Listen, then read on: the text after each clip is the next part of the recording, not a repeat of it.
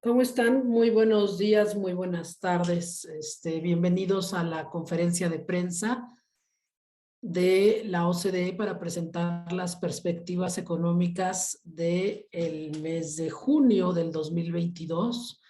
Unas perspectivas económicas muy esperadas. Están acompañándome desde París mis colegas del Departamento de Economía, encabezados por Aida Caldera, que es la jefa de división del Departamento de Economía de la OCDE, y con ella están los economistas para Argentina y Colombia, Jens Arnold; para Brasil, Priscila Filao; para Chile, Paula Garda; para Costa Rica, Alessandro Miravalle; y para México, Alberto González Pandiela.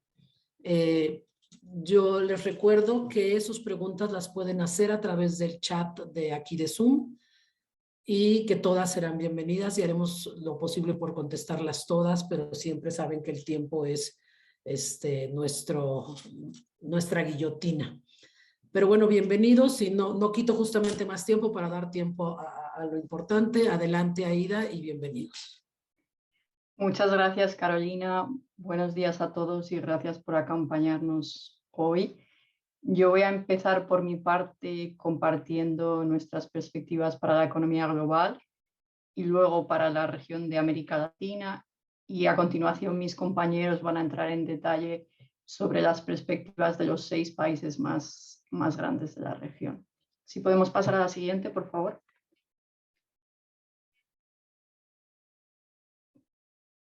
La siguiente.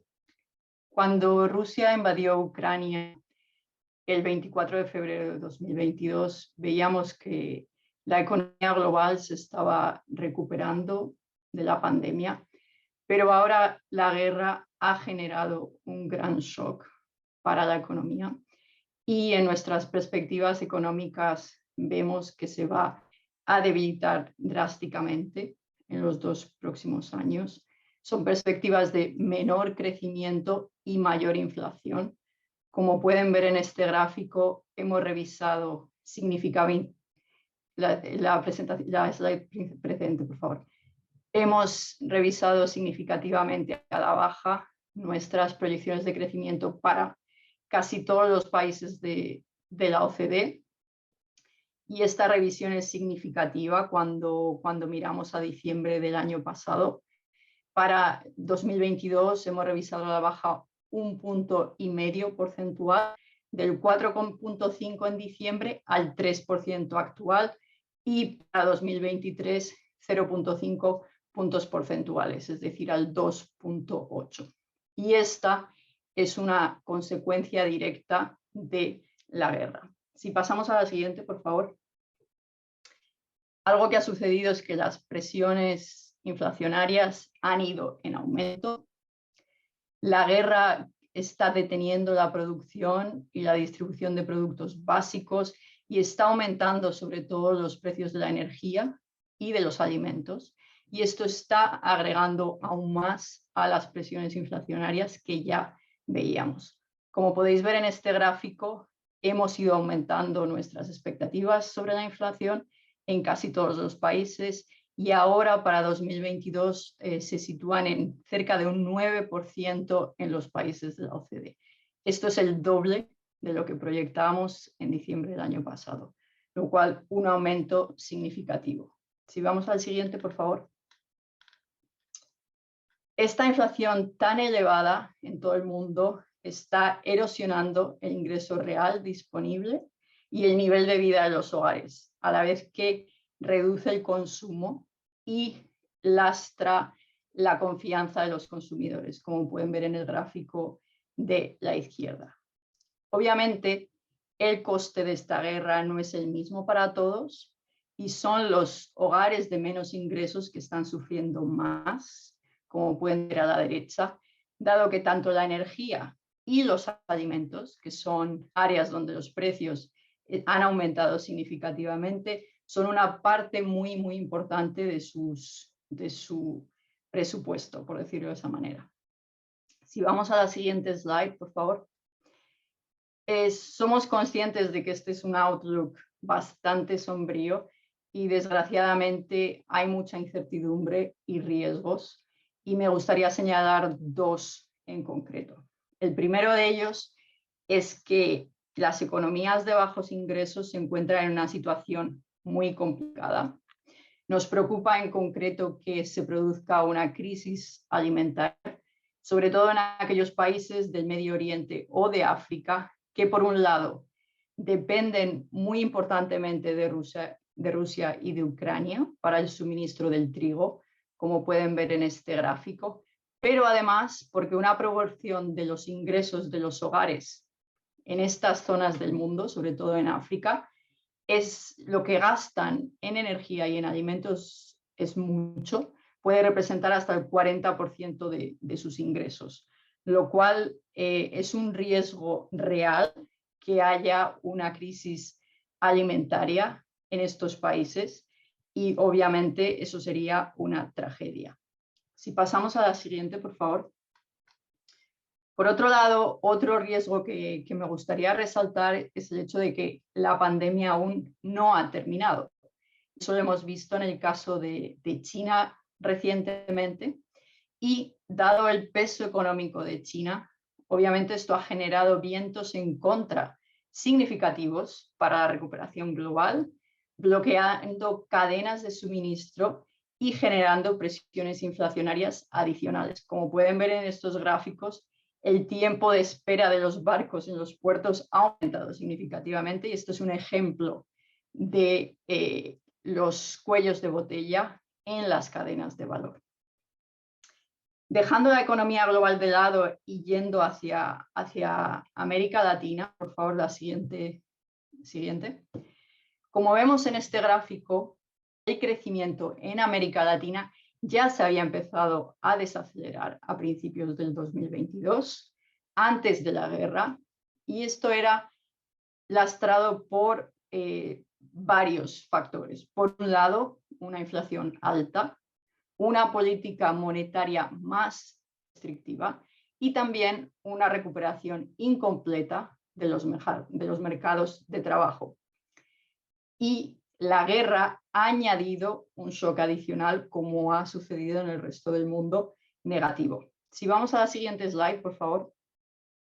Como estaba diciendo, la inflación ha aumentado rápidamente en todas las economías de América Latina. Este aumento empezó en el 2021, como pueden ver la gráfica de la izquierda, pero esta escalación de los precios ha continuado en 2022 y se encuentran ahora en cotas muy altas. De media, si se fijan en el lado izquierdo de la gráfica, pueden ver que está alrededor del 8% la inflación general en los 6 mayores países de la región, es decir, muy alto. Y una preocupación adicional es que este repunte inicial de la inflación, que en un principio estaba impulsado por alimentos y energía, recientemente se ha ampliado e intensificado, como pueden ver en un aumento de la inflación subyacente, que son las líneas de puntitos en la izquierda. Si nos vamos al siguiente slide, por favor. Por supuesto, hemos visto que los bancos centrales han reaccionado rápidamente a este aumento de la inflación para contener las expectativas y los precios, y creemos que eso ha sido adecuado. Creemos que estos aumentos de tipos van a continuar en los próximos meses y esto tendrá un efecto obviamente sobre las economías de la región, sobre la inflación y sobre el crecimiento. Si pasamos a la siguiente, por favor. Aquí lo que pueden ver son nuestras previsiones para los 6 países más grandes de la región, además de la media para América Latina comparado con la OCDE. Y un punto importante es que en estas circunstancias la recuperación de la región seguirá rezagada respecto al resto del mundo y prevemos que el crecimiento para estas 6 grandes economías de la región sea de media un 2% en 2022, como pueden ver a la derecha, y de un 1,6% en 2023. Esto, como ven más a la derecha, está por debajo del crecimiento de la economía global. Si vamos al siguiente slide, por favor. Esto se verá acompañado, como decía, por inflación elevada, que preveemos empiece a desacelerarse en la mayoría de los países a finales de este año, principios del 2023, según va haciendo efecto la política monetaria más restrictiva. Si nos vamos al siguiente slide, por favor. Por el lado fiscal, los países seguirán deshaciendo gradualmente el apoyo fiscal extraordinario que habían dado durante el periodo del COVID. Y esto será necesario para restablecer la prudencia fiscal, especialmente dado el fuerte aumento de la deuda desde 2019. Y un punto importante es que será importante que el apoyo que se dé a los más desfavorecidos a través de transferencias u otros mecanismos sea cuanto más focalizado mejor y también temporal en el tiempo, dado que, como decía, la deuda es elevada y también sabemos que va a haber un aumento de tipos tanto domésticos como internacionales que va a llevar a que los costes de los intereses de la deuda, que son los puntitos rojos que ven en este gráfico, van a aumentar. Para concluir, si podemos pasar a la siguiente, por favor.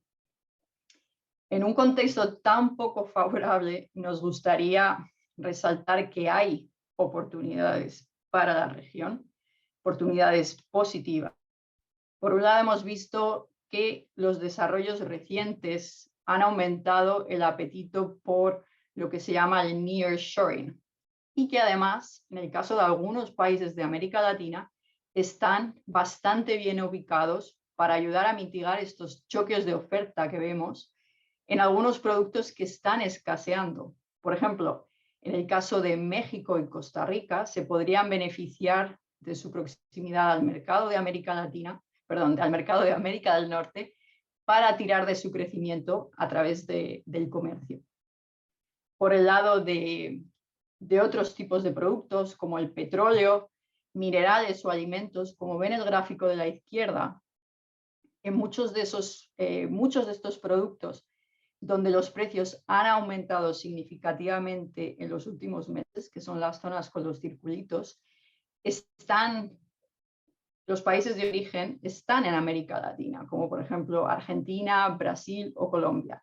Por tanto, esa es una oportunidad de la que se podrán beneficiar un viento de cola, por decirlo de alguna manera, para mejorar las perspectivas a corto plazo. Pero, obviamente, para ello será crucial que se mejoren las cadenas de valor que dentro de la región, que en estos momentos no funcionan tan bien como deberían, como ven en el gráfico de la derecha.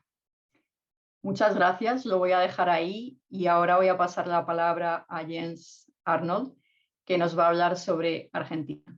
Siguiente, por favor. Muy bien, muchas gracias, Aida. Yo voy a profundizar un poco sobre la situación en Argentina, donde hubo una recuperación de la actividad económica muy fuerte en el año pasado, en el 2021. El empleo ya volvió a sus niveles de prepandemia, solo que los salarios reales todavía quedan por debajo de sus niveles de 2019. Ahora, ¿por qué es eso? Eso se debe más que nada a la alta inflación que ha aumentado aún más desde niveles ya bastante elevados y que hoy en día se encuentra en el 58% acumulado en los últimos 12 meses. El acuerdo que Argentina logró recientemente con sus acreedores internacionales, sobre todo con el Fondo Monetario Internacional, ayudó mucho a reducir la incertidumbre sobre las políticas macroeconómicas. Sobre todo, se fijó un ajuste fiscal gradual que ayudará a reducir los desequilibrios. Por un lado, el déficit fiscal bajará en un 0,5% del PIB en 2022, en el marco de una consolidación del 2,1% del PIB en los años 2022 a 2024, como vemos en este gráfico. Otra cosa muy notable a destacar que este acuerdo también fijó límites para las transferencias del Banco Central al Tesoro, que caerán en un 2,7% del PIB en el 2022, y eso reduce una fuente importante de las presiones inflacionarias en Argentina. Próximo slide, por favor. Entonces, con eso, reducir aún más, si se puede, los desequilibrios macroeconómicos va a ser una tarea clave para Argentina. Los riesgos elevados requieren políticas económicas muy prudentes. Por ejemplo, se podían reducir los subsidios a la energía que cuestan hoy en día 2,3% del PIB. Muchos hogares, de hecho, en el Gran Buenos Aires no pagan ni la mitad del costo de la energía que consumen, y eso ya fue incluso así antes del auge global de los precios de energía. Y al mismo tiempo, estos subsidios no benefician a los hogares más vulnerables, sino que tienen un efecto distributivo bastante regresivo. Eso permitiría a su vez acelerar el ajuste fiscal y la disminución de financiamiento monetario, y al mismo tiempo al lado de la política monetaria va a ser importante continuar a subir las tasas de interés para asegurar tasas reales positivas, ya que el mercado financiero doméstico nacional desempeñará un rol cada vez más importante para financiar el déficit fiscal.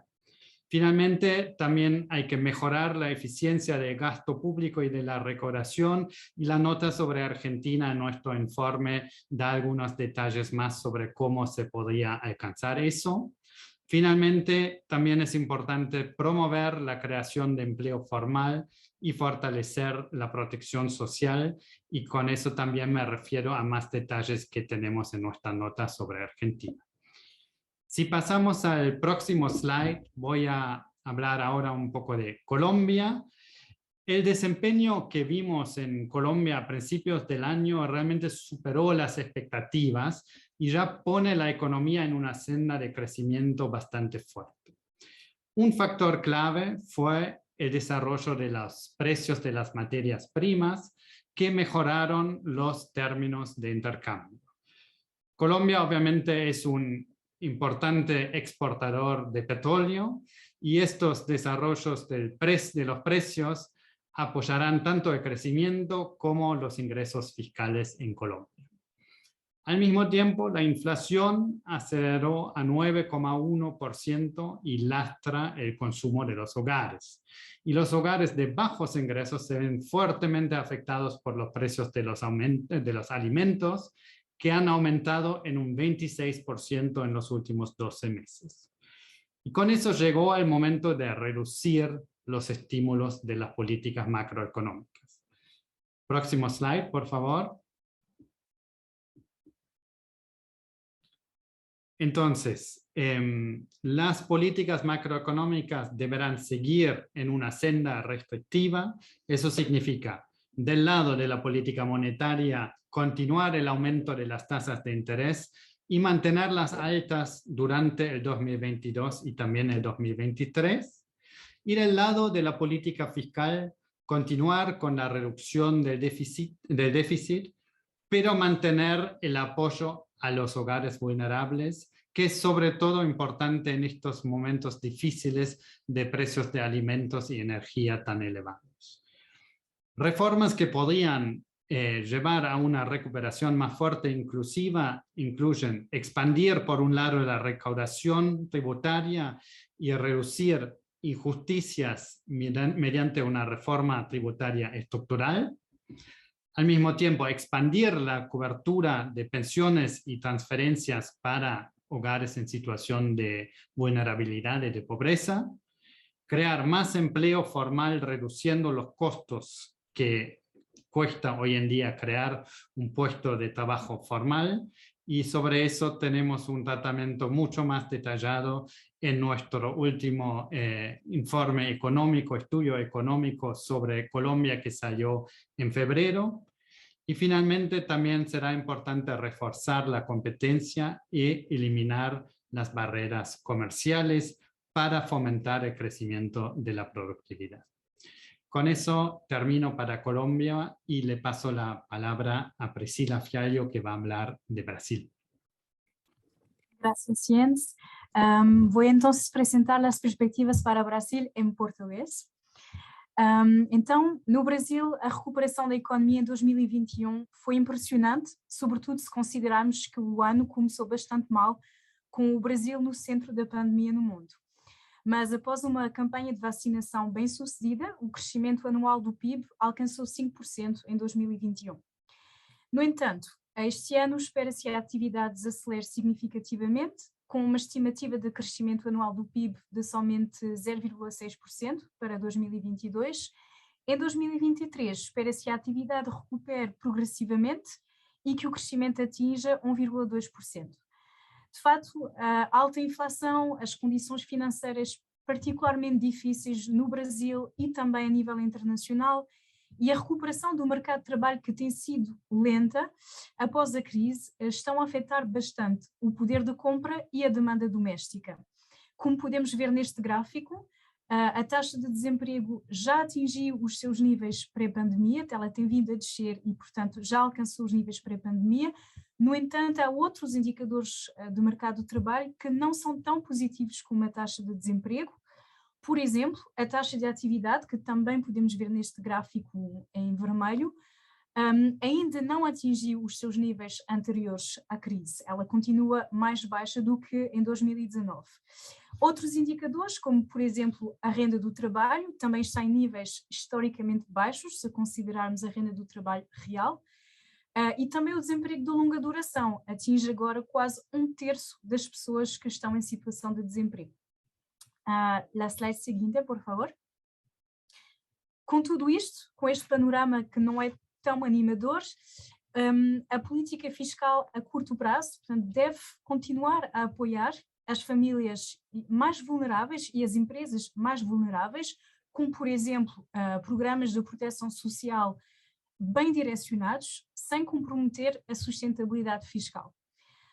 Mas a médio e longo prazo, o Brasil deve continuar com as reformas que já começou para fomentar a produtividade e a criação de emprego, nomeadamente avançar com a reforma tributária, sobretudo as taxas sobre o consumo de bens e serviços, melhorar o ambiente de negócios, fomentar a integração ao comércio internacional e também promover políticas ativas do mercado de trabalho para poder facilitar a reintegração dos desempregados de longo prazo e dos trabalhadores que estão desencorajados. Y con eso voy entonces a pasar la palabra a Paula, que va a hablar de las perspectivas para Chile. Muchas gracias, Priscila. Ahora para Chile, luego de un fuerte crecimiento en 2021 y de superar los niveles de actividad económica de prepandemia en un 8% a finales del año, la economía comenzó a desacelerarse hacia fines del año pasado y mostró de hecho una contracción en el primer trimestre de este año.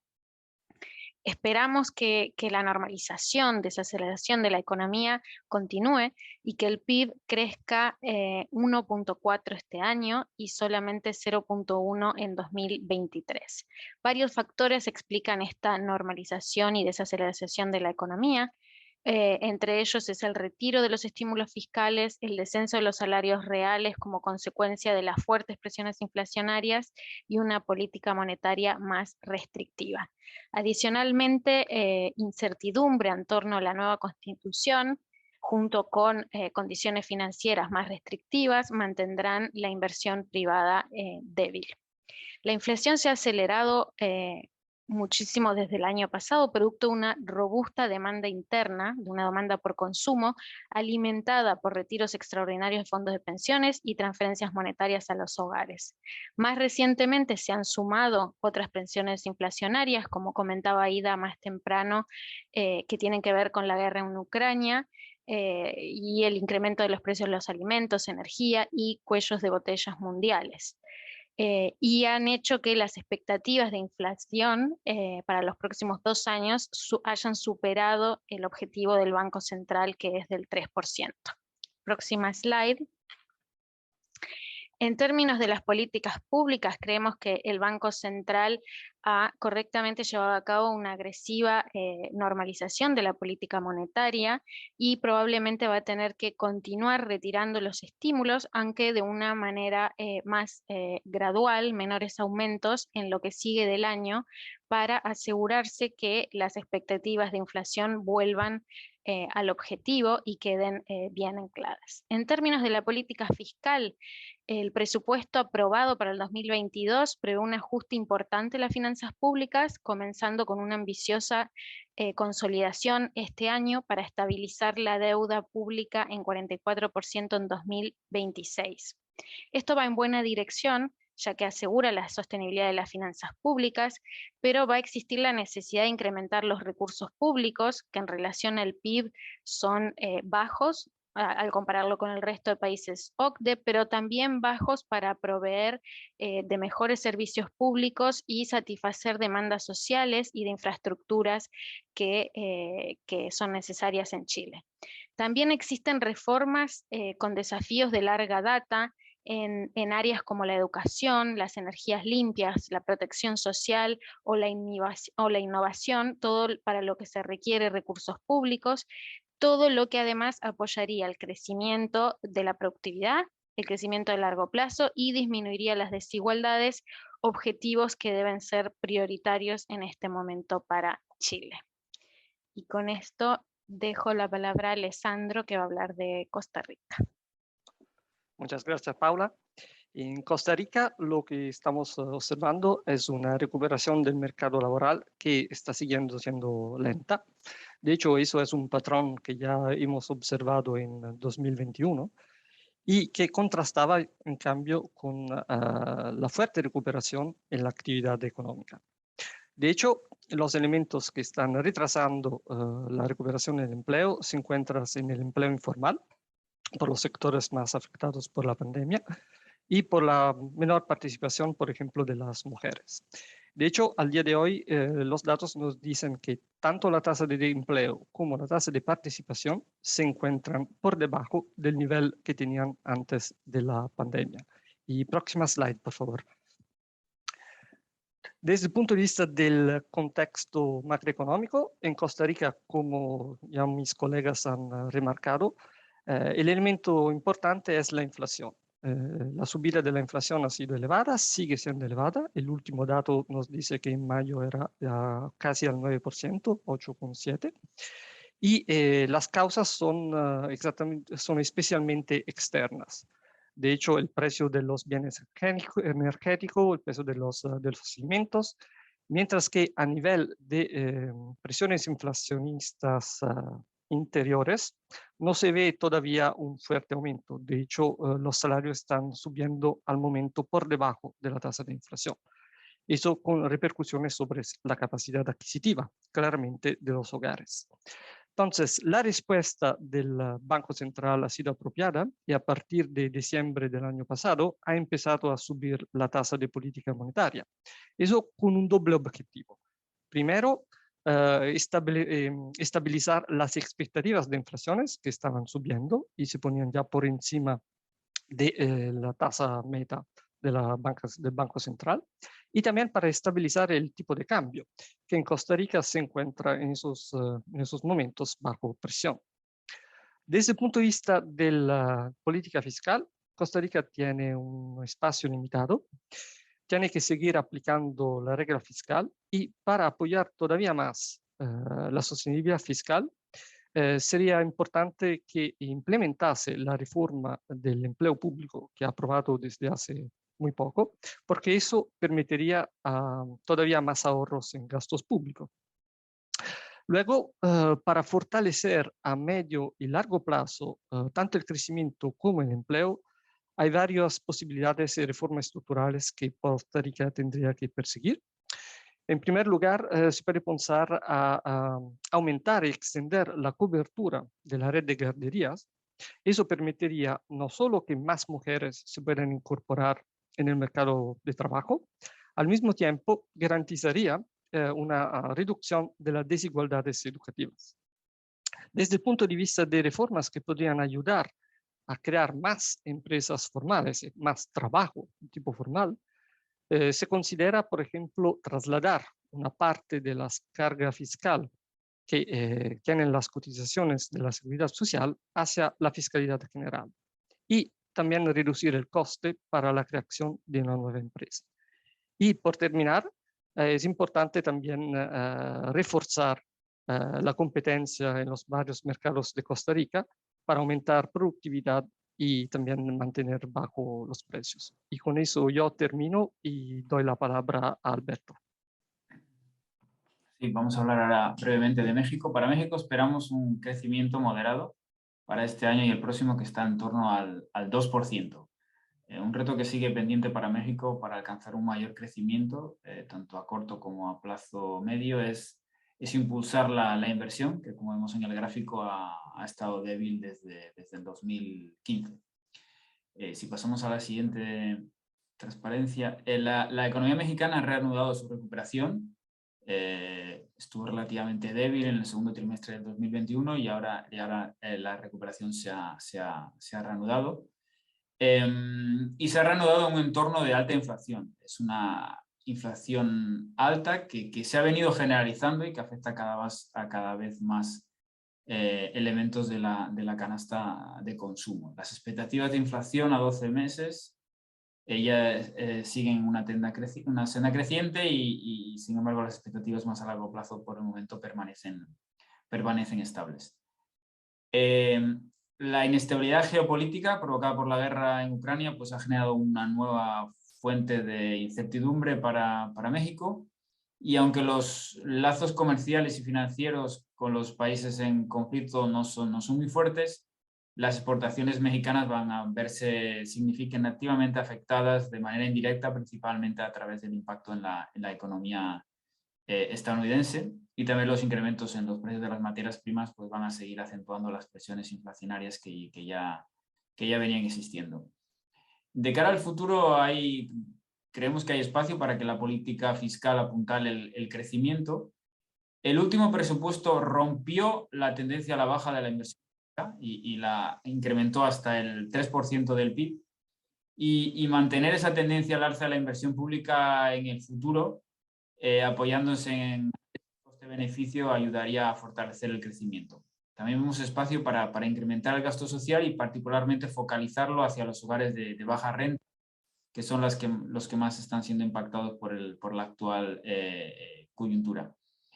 Y este incremento de la inversión y del gasto se puede hacer manteniendo el compromiso que México ha venido mostrando con la prudencia fiscal, ya que vemos espacio para ampliar las bases tributarias, eliminar exenciones y fortalecer el predial, el impuesto a los bienes inmuebles. En cuanto a la inflación, dado que las presiones inflacionarias se han vuelto más intensas y más generalizadas,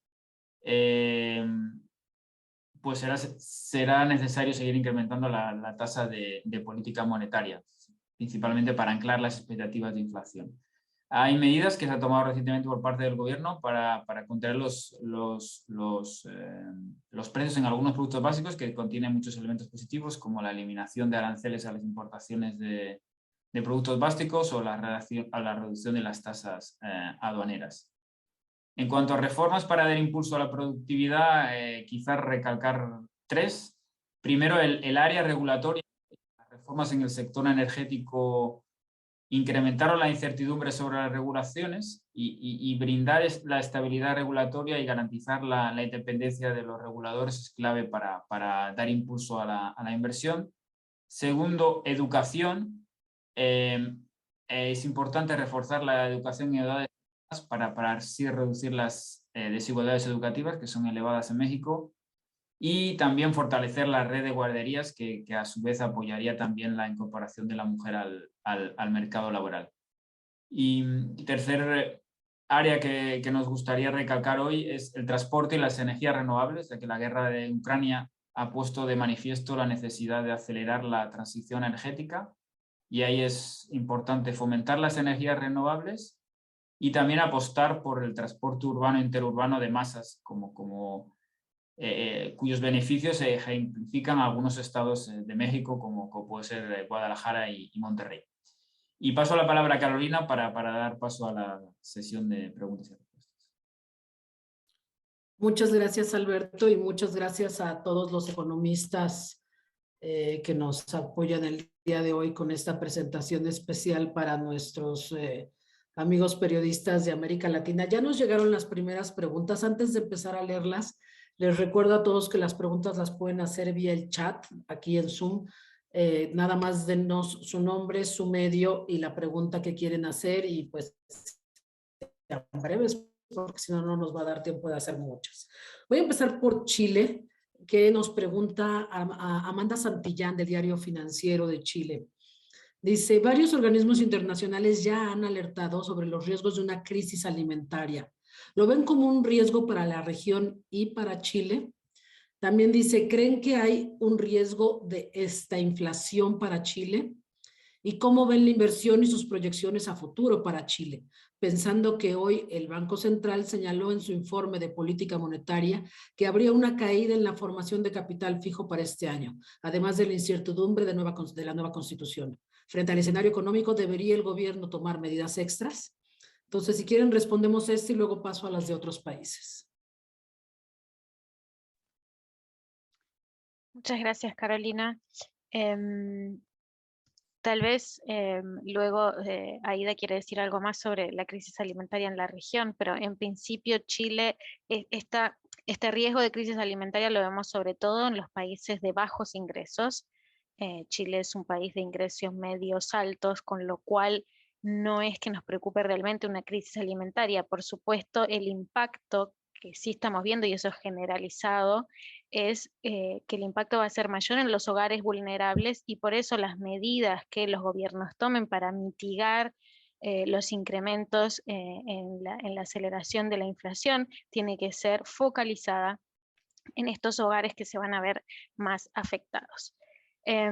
Respecto al riesgo de estanflación para Chile, la estanflación por definición es un momento de bajo crecimiento con alta inflación, que efectivamente es lo que estamos pronosticando, pero hay que tener en cuenta que Chile viene de un nivel muy alto de actividad económica, donde se observó un sobrecalentamiento de la economía y por lo tanto ciertos desequilibrios macroeconómicos. Entonces se viene desde muy alto y se tiene que converger hacia algo más sustentable. Es decir, es una normalización sobre todo lo que está sucediendo, porque el consumo, sobre todo de bienes no durables, están en niveles demasiado elevados que no es de hecho algo sustentable y que se pueda mantener. Respecto a la pregunta sobre inversión, en realidad tenemos la misma visión que el Banco Central dijo esta mañana, ya que vemos que la inversión privada, es decir, la inversión de las empresas, se va a mantener débil en los próximos años. Parte de esta normalización que está teniendo la economía, pero también porque las condiciones financieras, debido a la política monetaria mucho más restrictiva en respuesta a la alta inflación que tomó el Banco Central, va a hacer que la inflación sea más débil, pero también porque hay cierta incertidumbre en torno a la nueva Constitución, ya no a los contenidos que se saben, sino a cómo se van a aplicar los diferentes cambios o no, más allá del referéndum que sucederá en septiembre. Y finalmente, la última pregunta es sobre qué otras medidas debería o no tomar el gobierno. El gobierno ya ha tomado varias medidas para tratar de mitigar los impactos de la inflación, poniendo subsidios al empleo para mejorar la creación de empleo formal en el mercado de trabajo. Todas ellas van en buena dirección y habría que, con el paso del tiempo, ir analizando y haciendo el análisis fino de ver si es necesario continuar con más apoyos a los hogares vulnerables, debido a que la inflación de hecho se está acelerando más de lo que se pensaba en principio o no. Y por supuesto el gobierno también está en medidas para aumentar la productividad, que vemos con muy buenos ojos, ya que Chile tiene un problema de larga data de baja productividad y bajo crecimiento de largo plazo, y en este momento es muy importante emprender esa agenda de reformas para incrementar el crecimiento de largo plazo.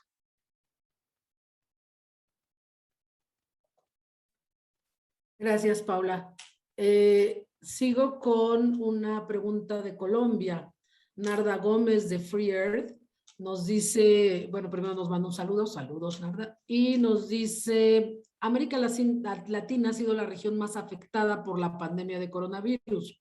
¿Cuáles son las recomendaciones de la OCDE para superar este momento de desafío económico? ¿Y cuál es la principal amenaza para el desarrollo económico de la región?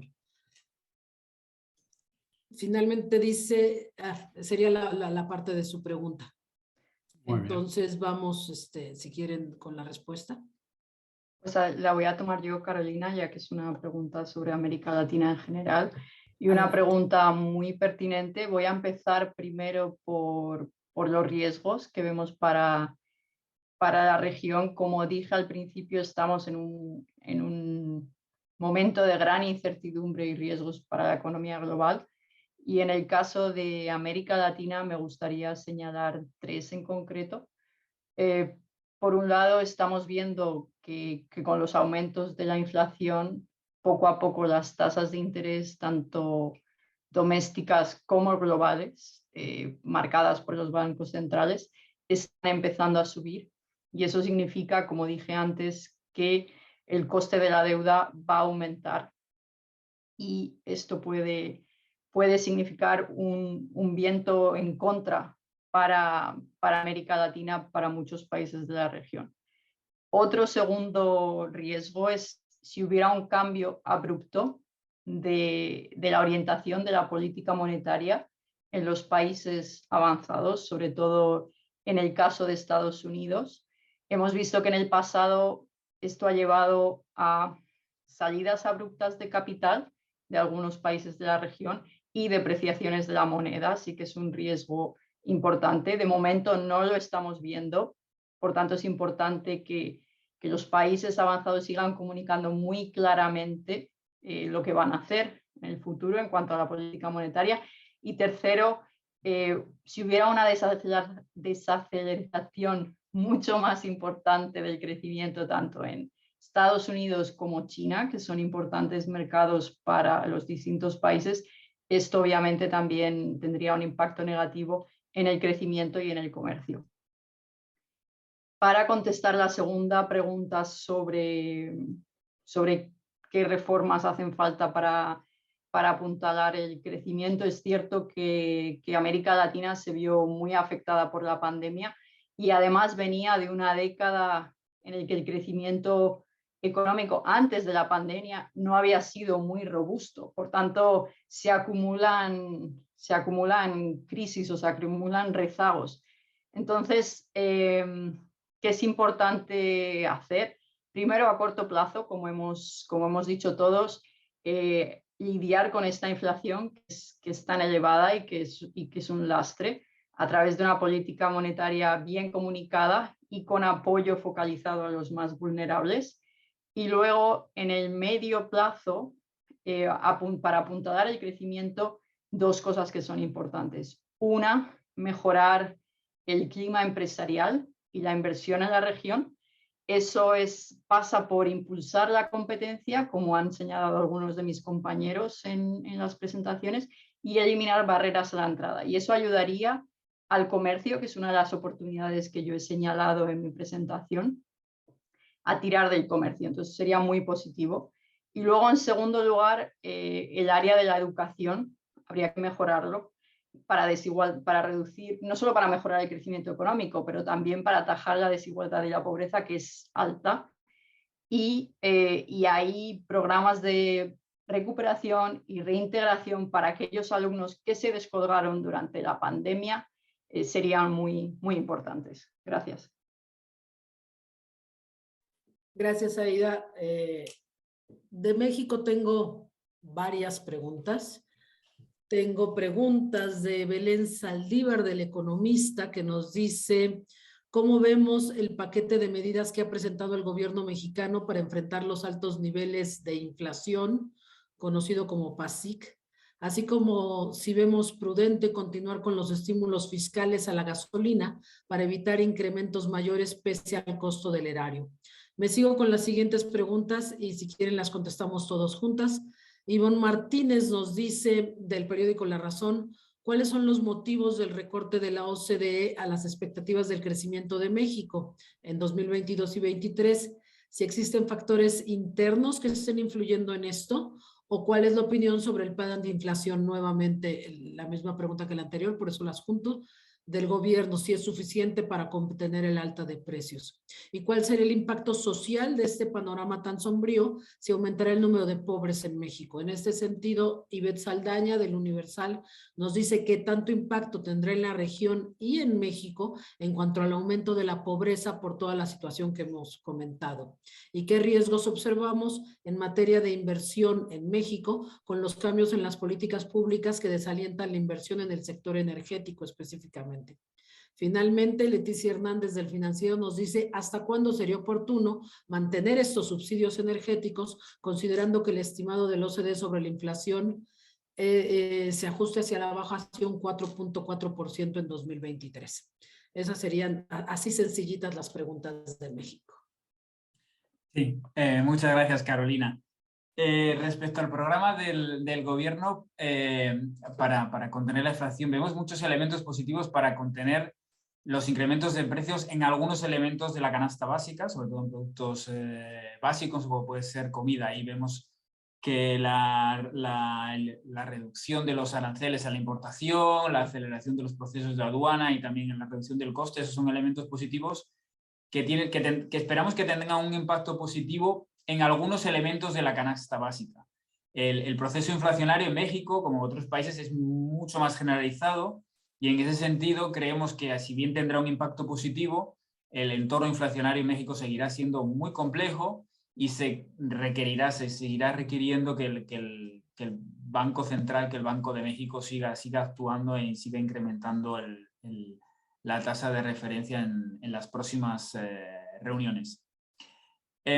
Respecto a los subsidios energéticos, pues a medida que se prolongue el conflicto en Ucrania, la guerra en Ucrania, a medida que los precios del petróleo vayan a estar, pues el coste fiscal se va a seguir incrementando de ese tipo de medidas, y en ese sentido creemos que sería conveniente mover hacia un apoyo más focalizado hacia aquellas familias y aquellas empresas que puedan estar más afectadas, sobre todo las familias de baja renta, y que pueden ser las que estén más afectadas por los incrementos de los precios. Respecto a las razones de las revisiones, hay dos fundamentales. Hay una, básicamente la parte final del año anterior fue más débil de lo que esperábamos, con lo cual ha habido un pequeño efecto arrastre negativo hacia nuestra predicción de crecimiento para el 2022. Y luego, muy importante también, la desaceleración de la economía global, particularmente de los Estados Unidos. Eso es algo que nos ha hecho revisar a la baja las exportaciones de México y el crecimiento. Y sí, uno de los retos pendientes creemos que es brindar estabilidad regulatoria. Ha habido una serie de reformas y se ha creado una incertidumbre regulatoria en algunos sectores claves de la economía. Y creemos que es importante afianzar esa estabilidad regulatoria, porque creemos que México es uno de los países que tiene más potencial para beneficiarse de esos cambios en las cadenas de comercio que Aida comentaba al final. Está muy bien integrado en el área de las manufacturas y eso se podría replicar en otros sectores. En ese sentido, darle estabilidad regulatoria sería un elemento muy a favor de aprovechar esas oportunidades que se han venido creando para México. Y en cuanto al impacto social, pues sí, hay un riesgo, claro, porque como mencionaba también Aida al principio en la presentación, pues hay una inflación generalizada, pero no le golpea de igual manera a todos los elementos de la sociedad, en todos los individuos. Las familias de baja renta son las más afectadas y por eso creemos que es importante que haya un apoyo focalizado hacia esas familias.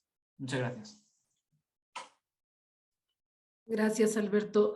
Siguiendo con las preguntas que nos han llegado de diferentes partes, tengo de Brasil, dice, los altos precios de las materias primas están apoyando los resultados fiscales a corto plazo y mejorando la relación en términos de intercambio.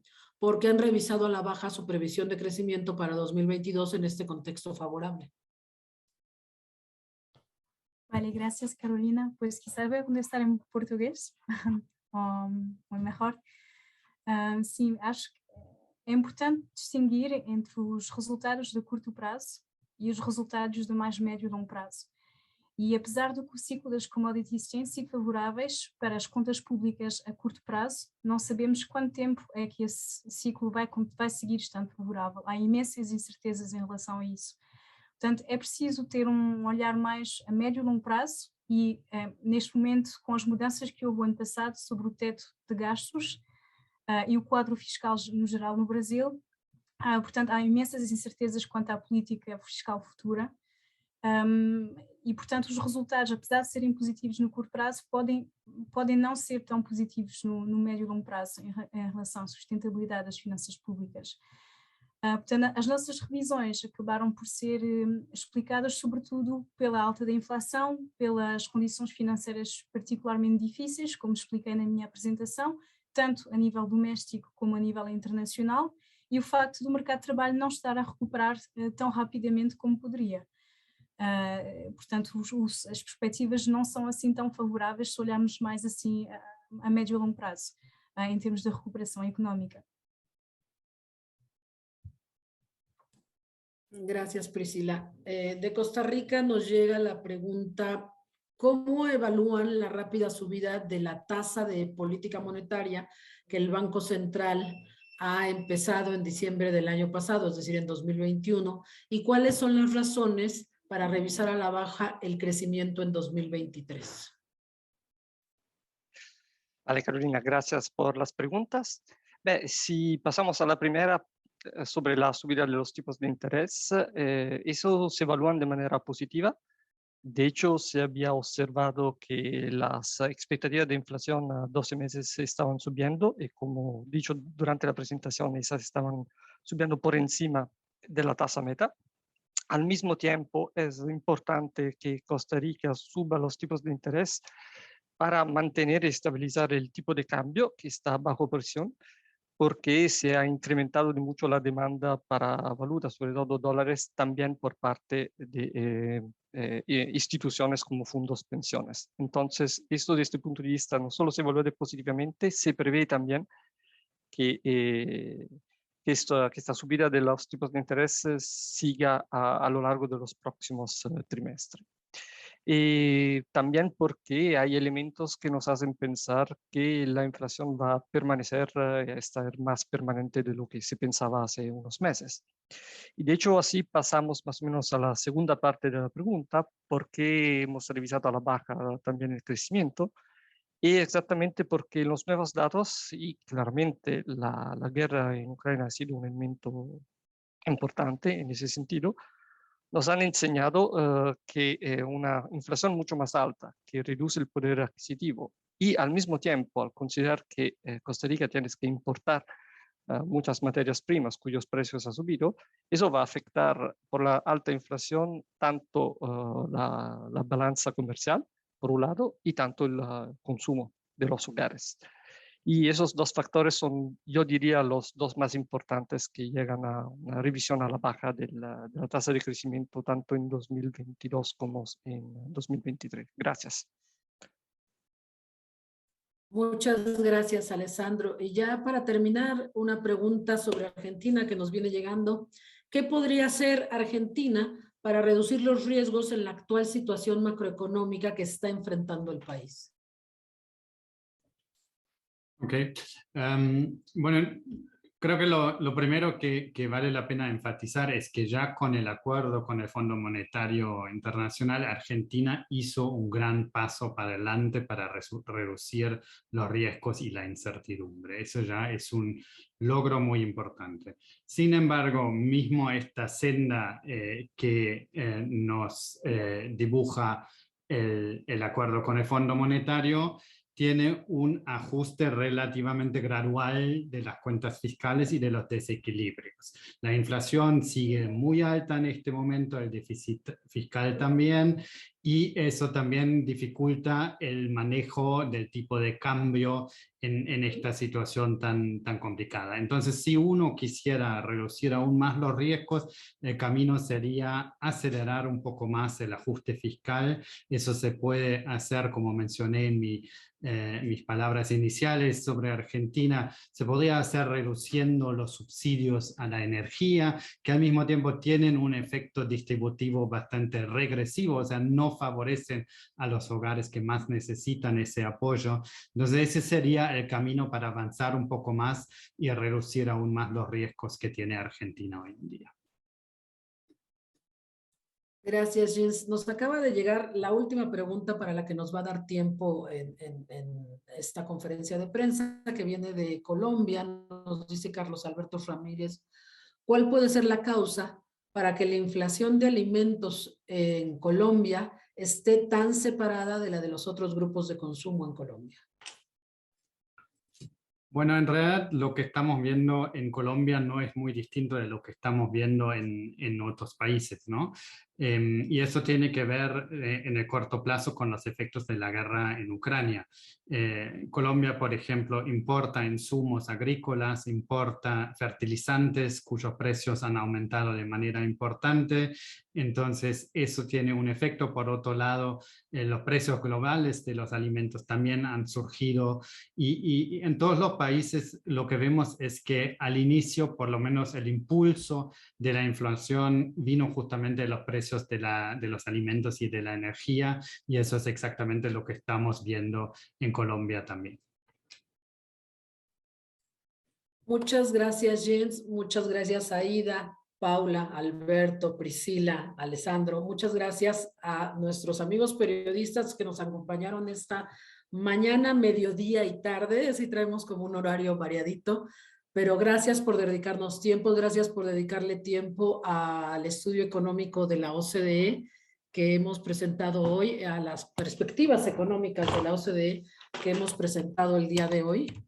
Y pues nada, sigan en contacto con nosotros. Les mandaremos a los participantes el PowerPoint que se utilizó como siempre.